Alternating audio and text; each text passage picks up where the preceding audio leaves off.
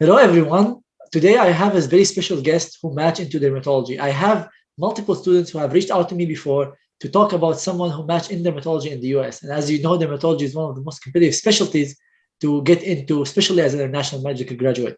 Today, Rakan Radi will share his experience matching in dermatology and tell us all these secrets on how to get in. Welcome, Rakan, to the channel. Thank you for having me today. I would like to start by asking you about your experience. Can you share with us where you're from, the general experience you went through from your STEP exams? Did you do any research experiences? And then I'll go and ask you about the details of each of these. All righty. So here is the thing. Like, I'm gonna say what happened with me, but among speaking with the other IMGs who matched into there, I realized that each one of us had their own individual experience. So there is no secret formula to how to do it. And the most important thing is that there is no guarantees. Like, just because you did the right things, that doesn't necessarily mean it's gonna work. And just because you didn't do all the right things, that also doesn't mean that it doesn't gonna work. So like, I'm gonna say my story, but you need to keep in mind that there is a lot of investment into it. There's a little bit of gambling, and there are no guarantees. So I appreciate, like, if someone is listening to this video now, it's evident that they are at least interested in dermatology or some other competitive specialty, but they should take everything with a grain of salt and, like, just not take it as a Bible or as a holy book that they should stick to, because everyone has their own experience. But there are some basics, I think, or some pillars that some applicants or most applicants share. And so I'm going to say my story in general, and I would focus on the main stuff that I think that are like a pillar for the application. So my name is Rakan. I was born and raised in Amman, Jordan. I'm a Jordanian citizen. I do not have a green card or any other nationality. I went to med school at the University of Jordan. So during my basic years, I really focused on understanding the principles rather than having the college score as my biggest aim. But like, still, like, understanding the course helped in doing well in college, but not necessarily as well as some people would hope to get in college. But I just cared more about the knowledge rather than the score at the time. While I was rotating during clinical years, I rotated in the dermatology department in my college, and I really liked the specialty. It really grew in me. I remember doing really well in the OSCE, and I thought that I found my calling in it. I was like, okay, this is it. I want to do this. And then many people was kind of discouraging for an international graduate to go there, and it wasn't coming out of hate or out of envy or anything. Like, I think that it was coming out of a very good place, that they didn't want me to waste to have false hopes about something that's somewhat hard to reach. But I was not easily put down. Like, I took their advice in consideration. I tried to put a big scheme on how things should go. And I thought that I Googled how people usually match into dermatology, and I read how they do all these away rotations and they do research, and some of them have a homeschool program in the US. And I was like, okay, like, all of these seems important, but there aren't something that I can control now or have control on. But I think that I had control on was preparation for my steps for the USMLEs. So I started studying really hard for them. I put a lot of dedication into them. I kept emphasizing on understanding the concepts. That's one thing that people still don't really get about the steps, that it's not about memorizing, it's not about the guidelines. Even for the CK, with all these diseases that you think you may want to memorize all these categories or all these guidelines, actually a lot of them just make sense if you have the concept for it. So I was more focused on the concepts and the general understanding of stuff. And although it also needs to be supplemented by memorization. Like, some stuff you can't help but to memorize. or I try to memorize the building stones and then I would build on them and just try to connect and stuff. And then I sat for my step one and I got a score of 277, which was at 100th percentile. It was a really nice thing that it was a nice achievement in the sense that I was grateful for, but I knew that it wasn't enough for me to get into them. And step one wasn't like doing well in step one wasn't my goal per se, but it was a tool for me to achieve my bigger goal, which is to match into dermatology. After getting done with step one, I just was focused on doing well on step two, and ended up getting at another 270 plus.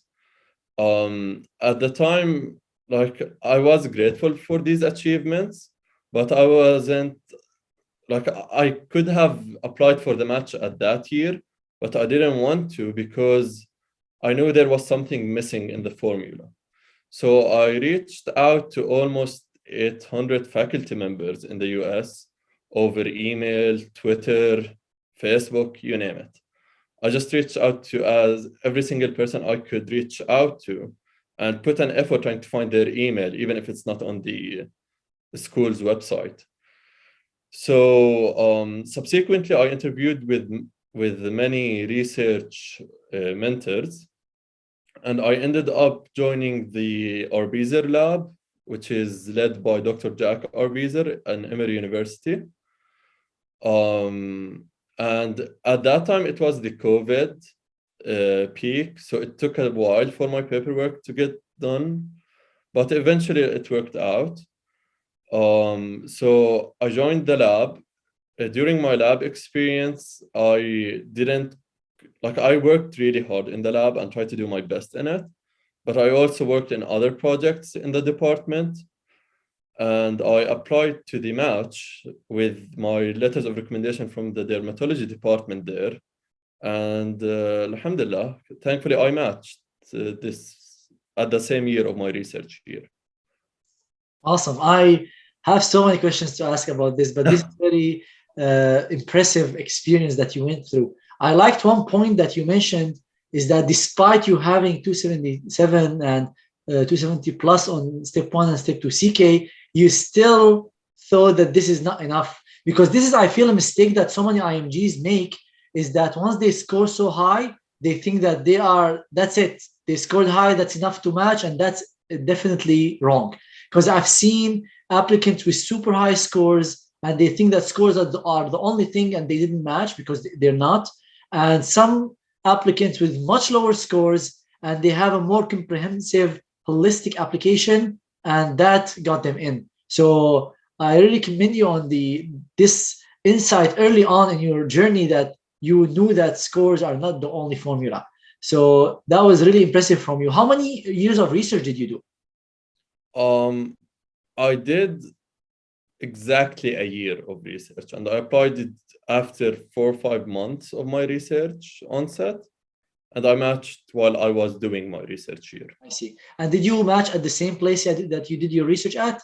Yeah, I did match at Emory University for my dermatology program. And this is something we usually see for IMGs who do research. They do research at big academic institutions, they do amazing work, and they end up matching at the same institution. It doesn't mean that you necessarily will match at the same institution, but if you wanted to, and if you were really good, they usually take you.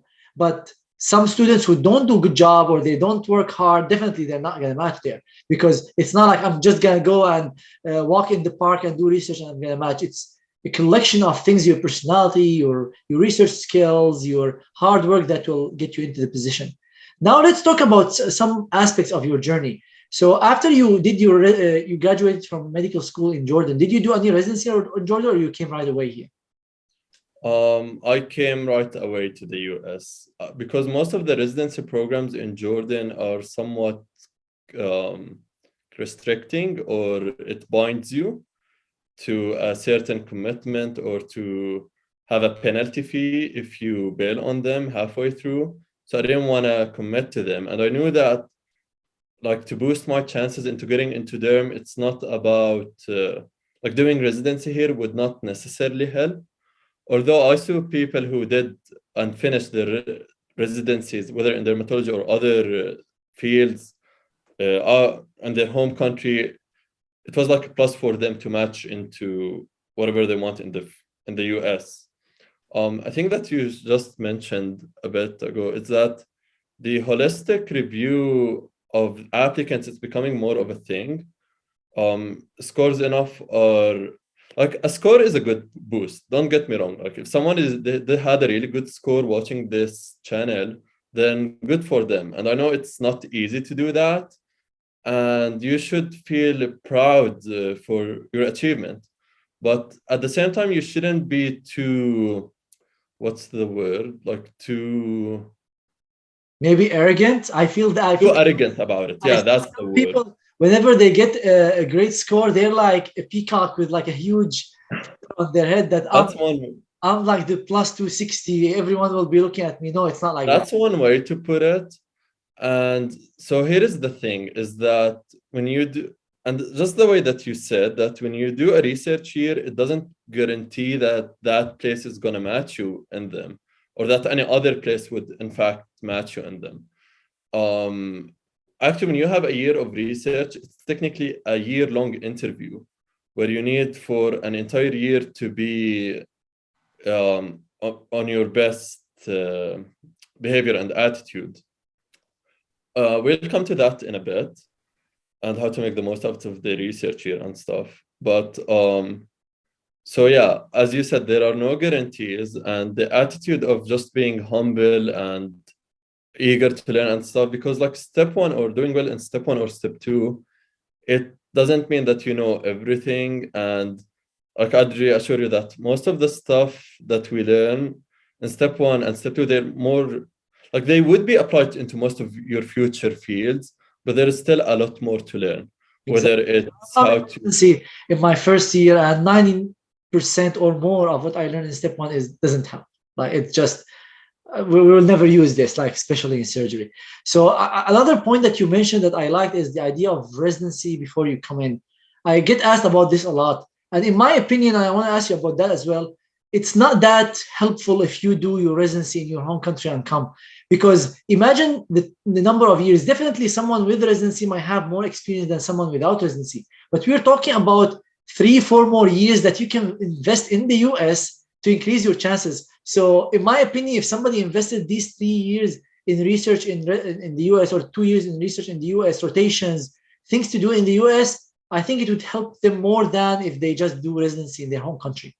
I agree with you on that point, and I think it really varies, depends on the priorities of each person, their perception of stuff.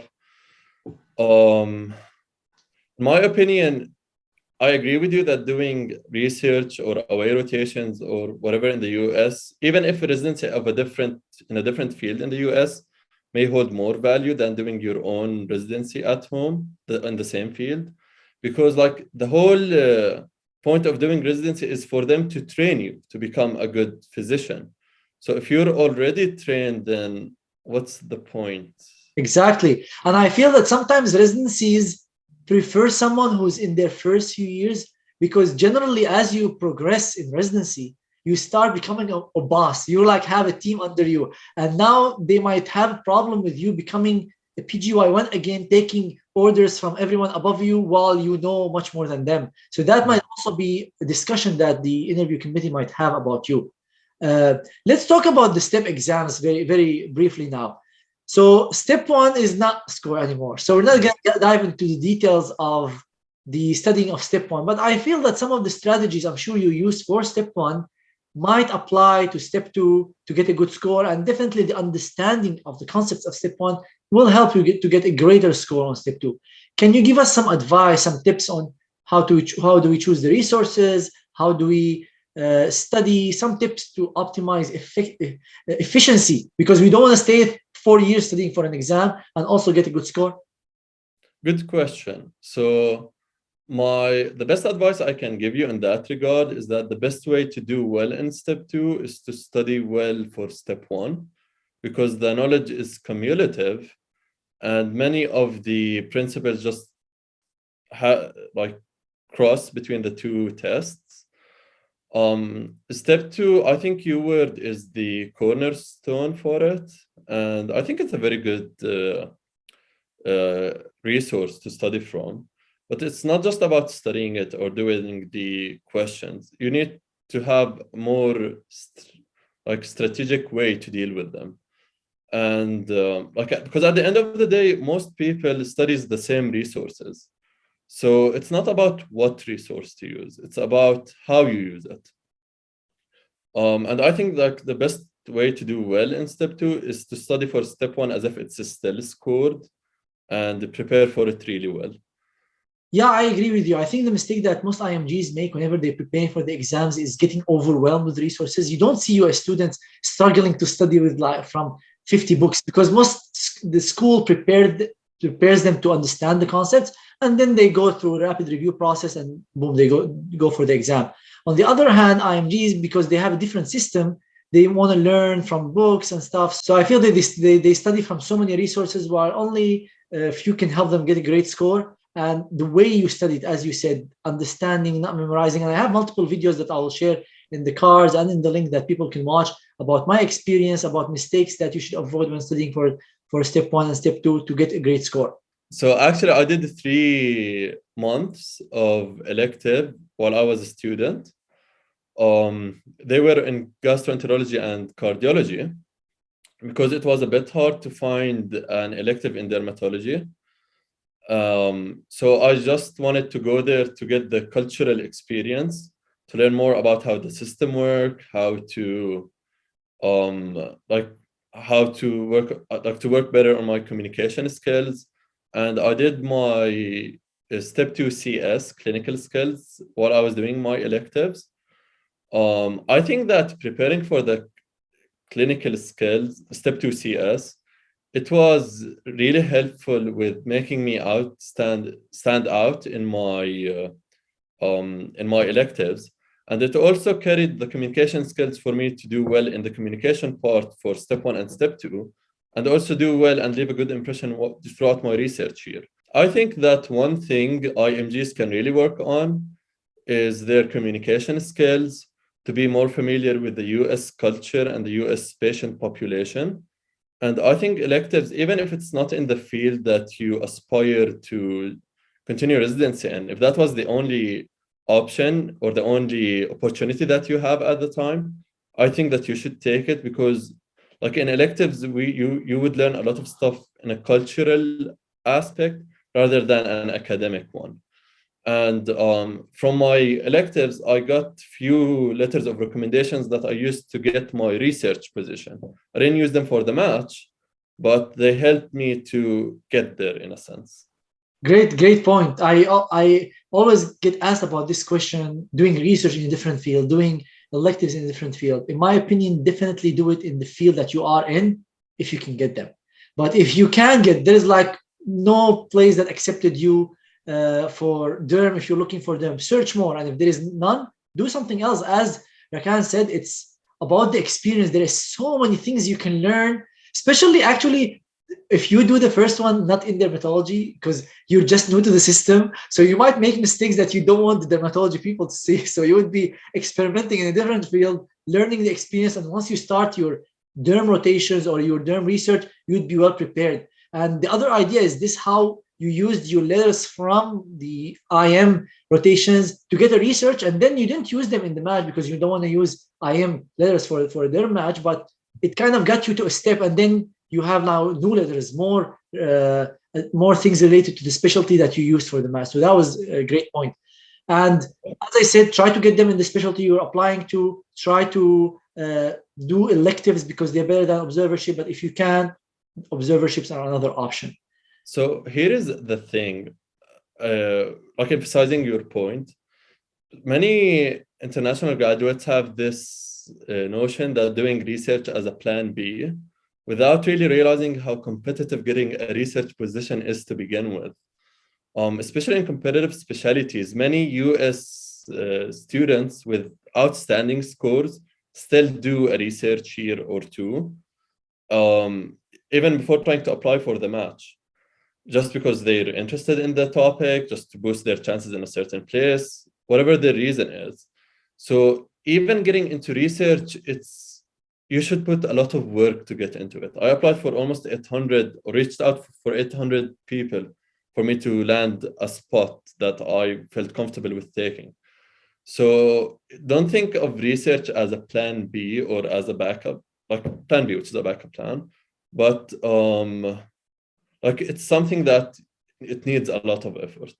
It does, and I have a detailed research webinar, over 3 hours of videos, a course that I recorded, and we do every 3-4 months a live version of that. That I'll leave the link for that in the cards above and in the description below, to explain to people how to find research positions, because I see that some people just send random emails to everyone, and they wonder why they didn't get a response. They don't individualize the email. They don't search for the right people. Sometimes you see people emailing physicians who don't do research, asking them to join their research lab. I was like, dude, these people don't do research. So did you check their research before? So that webinar will help people understand the details on how to find research positions. And it's also a lot of work. It's not going to happen from the first email you send, because unfortunately for research, there is no match process like the residency where you apply at the same time, you match at the same time. Positions open all the time for research, and you might be applying the next day after somebody filled the position, or the day before somebody leaves the position. So it's kind of random, but if you follow a certain strategy, it will make it more efficient and waste less of your time.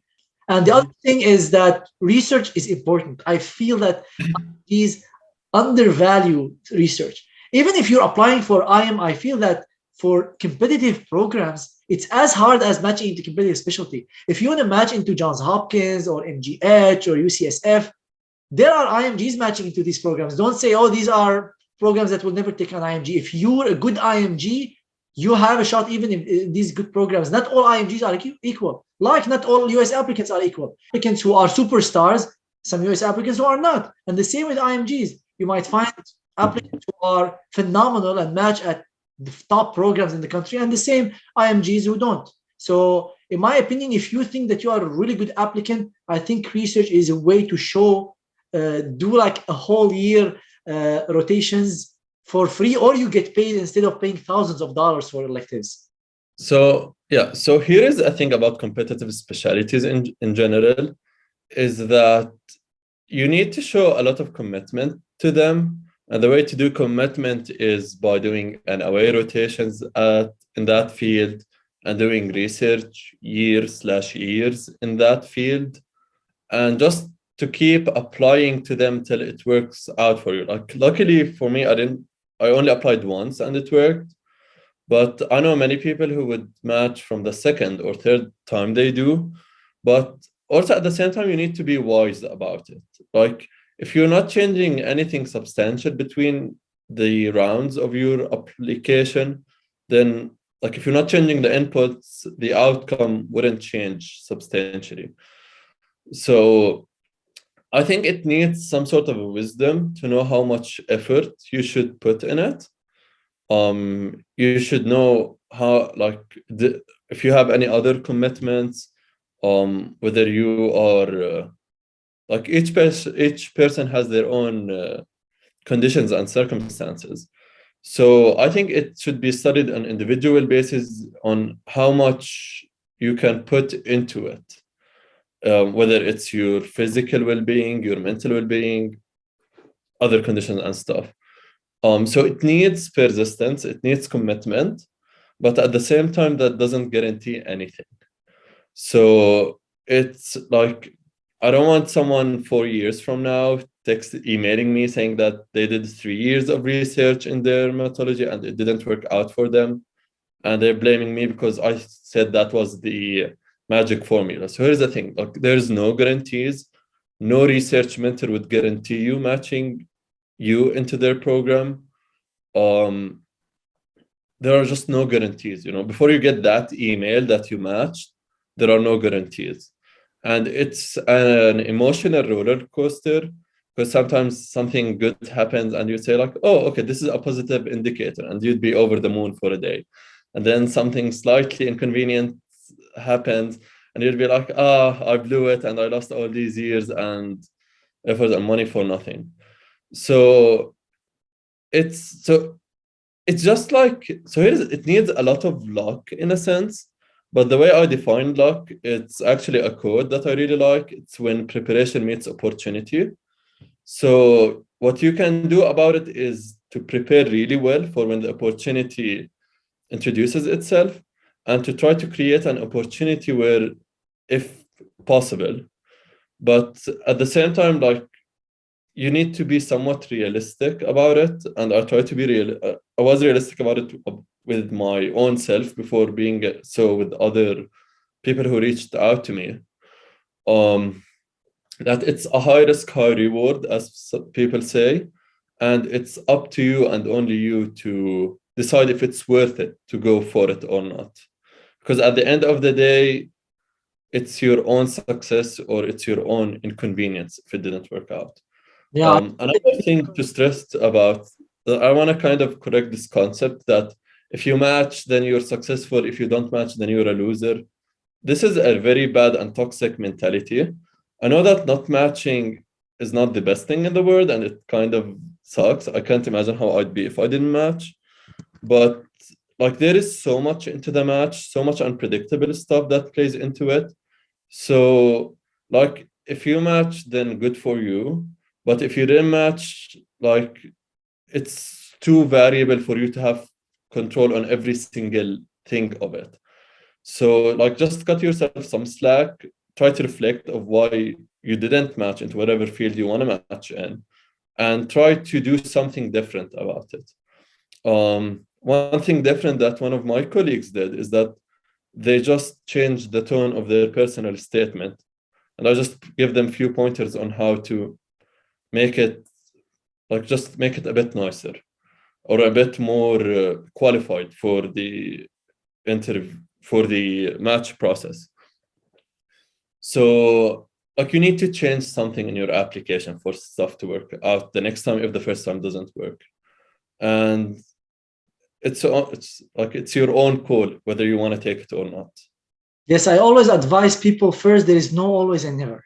I sometimes use always and never, and then I tell them, no, there is no always and never. So there is no zero chance of matching, no 100%. Any mentor who promises you 100% chances of matching, that's also not realistic. If somebody is realistic and honest with you, they tell you we'll do our best, but there is no guarantee. Nobody can guarantee you anything. So you have to be willing to take the risk. You know, as in anything in life, some things are high risk, high reward. Sometimes are low risk, low reward. So you have to believe in yourself first. Know if this is something you want to do. Like, you want to take that risk in return for this working or not. Have always plans B. Have always like another plan in case this didn't work. What am I gonna do? This is not being not optimistic about the goal, but being realistic and having a clear plan. And honestly, me myself, Rakan, I was asked during my interviews, "What is your plan B?" I got 24 plastic surgery interviews from top programs.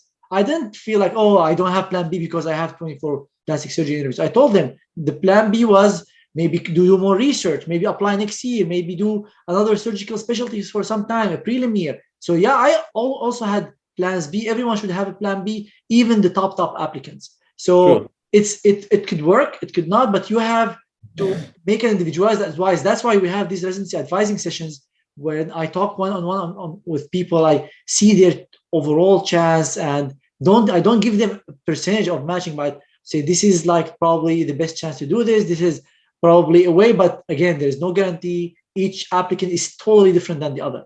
It's like somebody has super high scores. Maybe with a few months of research, it can work. Maybe somebody else with lower scores, they need more. Maybe if they do 5 years of research, it doesn't work. Like, I've seen applicants who did 3 years of research and it didn't work with them. They did prelim year one, prelim year two. But I can tell you at the end, honestly, I feel in the US, if you're determined to do something, usually it works. Usually. If you're like really good and you're really smart and you're like giving the effort and the time, generally it works. Not always, but generally. True. I No guarantees. feel And people see that. I feel people see the effort that you're putting. But if you're someone who's doing wrong things and maybe personality issues, maybe cultural issues, that it's not working with the people, even if you have like 200s on your steps, it's not gonna work. I agree with you. Like, there are no guarantees. It's always good to have plan B and think about everything strategically. I know, like, you can make your odds better by doing certain stuff, by dealing in certain behavior, by having a certain attitude. All these stuff just increase your odds, but nothing is guaranteed. And it's always a really good idea to have a plan B. Even if you're going to less competitive specialty, it's a good idea to have a plan B so that if the match day came and it didn't work out the way you wanted it to be, you could accommodate accordingly and act fast. Because like there are just so many good applicants out there, and it's just getting like, not to be a bit pessimistic or just to give bad vibes, but like it's just getting a bit, there's just so many good applicants out there, and you really need to make yourself stand out in a way or another, and like and hope for the best. Exactly. Now I want to talk briefly about your research. So what type of research did you do? How many publications did you have? What do you think of the value of publications, skills that you have that helped you ace the research time you did? So, okay, so I applied for both the clinical and basic research opportunities. I applied for clinical research because I had a background in it in other fields other than dermatology, and also in a few of them were in derm.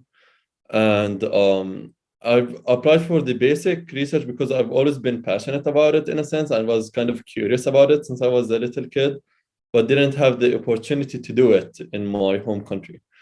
So I ended up joining our Beezer lab, where it's more of a basic science kind of research, and it's bench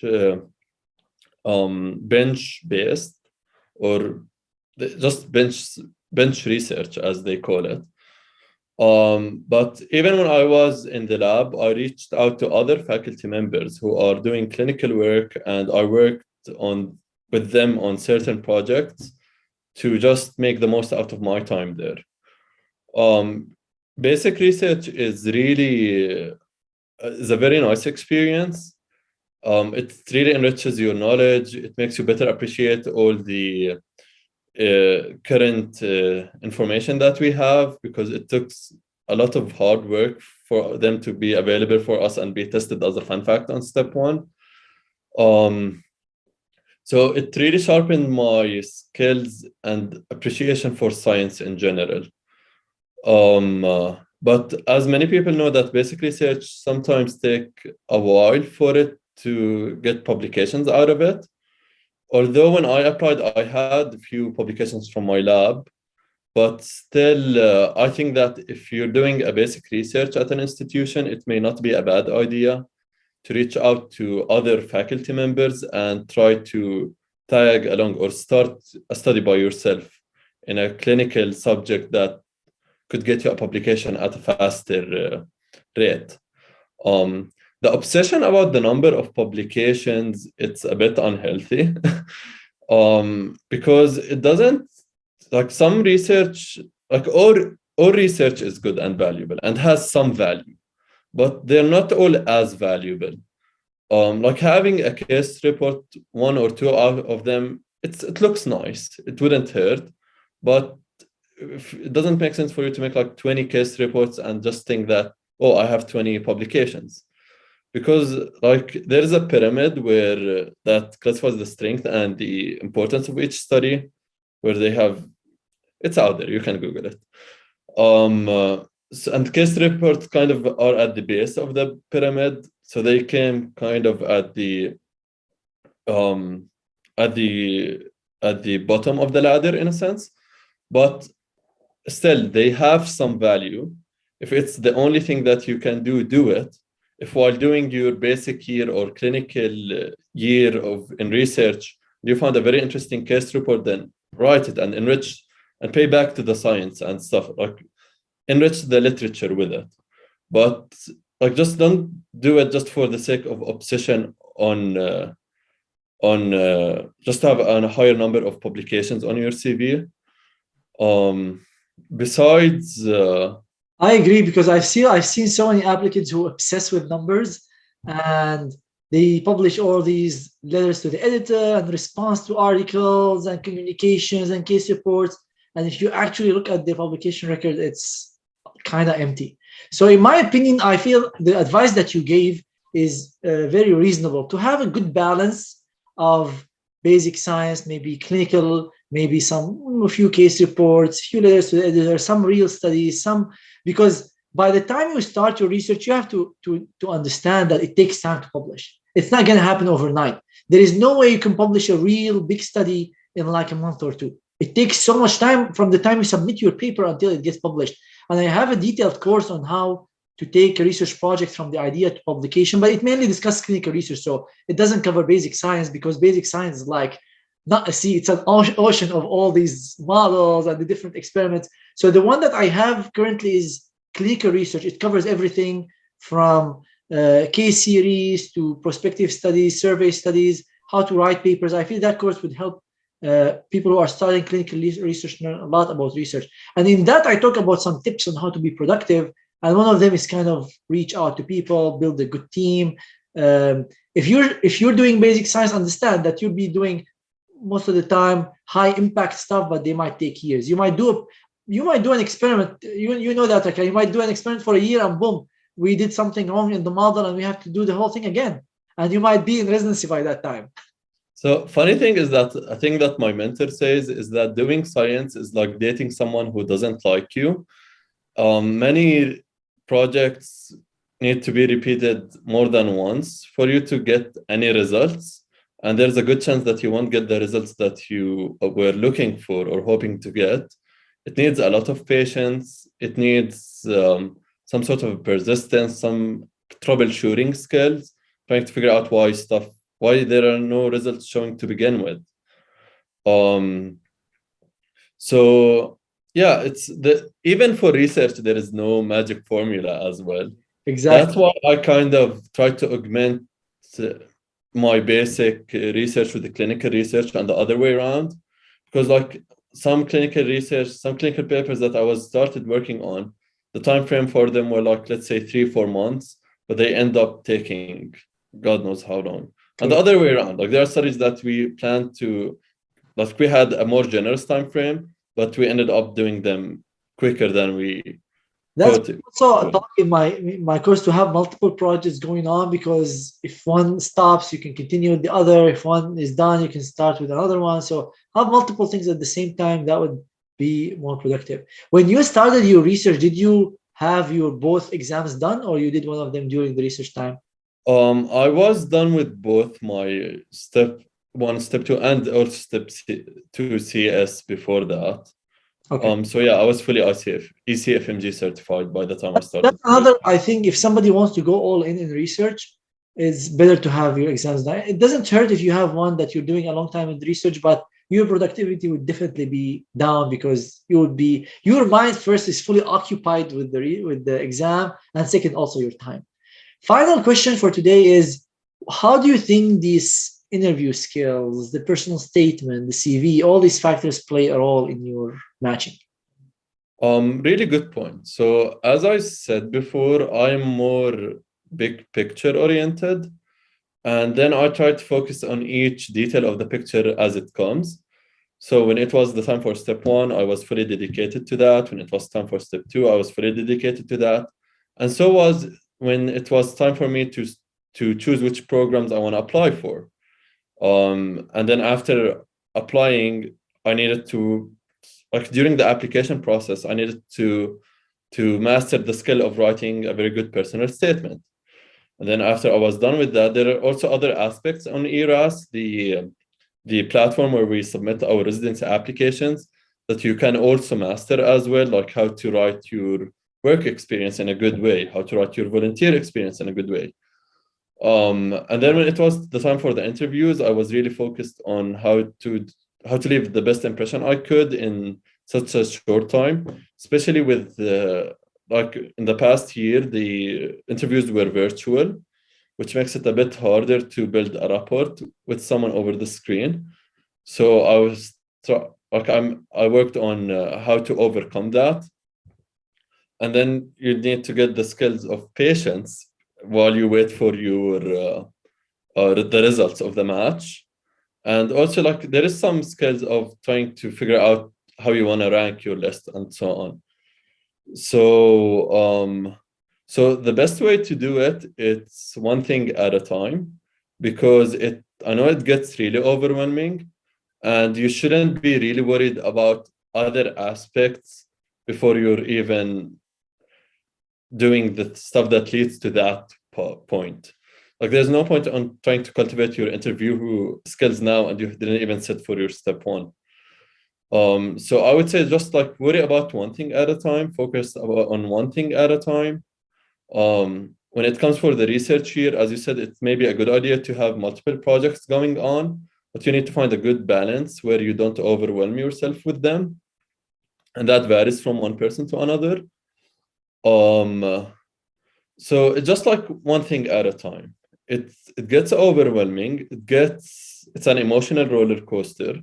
But if the luck, the preparation and the opportunity worked out for you, then it's going to be all worth it. And you're going to be really happy that you took that chance. But at the same time, there are no guarantees. You always need to do reality check every once in a while. One good thing that I do throughout my research year and even during my electives, I kept asking for a feedback so that I would keep evolving as a person. And just like to have a humble and positive attitude in general. And there is some sense of sincerity, like you can't fake the attitude. You need to work on it to become a better one. And especially when you're doing a year of research or you're doing an away rotation for a month or so. So it's like, I think a good thing to be is for people to also work on their personal growth while they work on the match process, because it would come through. It should be important for you to keep in mind your mental health, your physical health. I work out almost daily or as much as I can during a week. When it's a more demanding week at work or in my studies, I would work out less. But if I had the luxury of time I'll try to make the time for it. That's the thing. Great points. That was very insightful advice from you. I totally agree with you to focus on one thing at a time because the process is overwhelming. If you're now listening to this, we're now in May, so this is a good time for you to start working on your personal statement.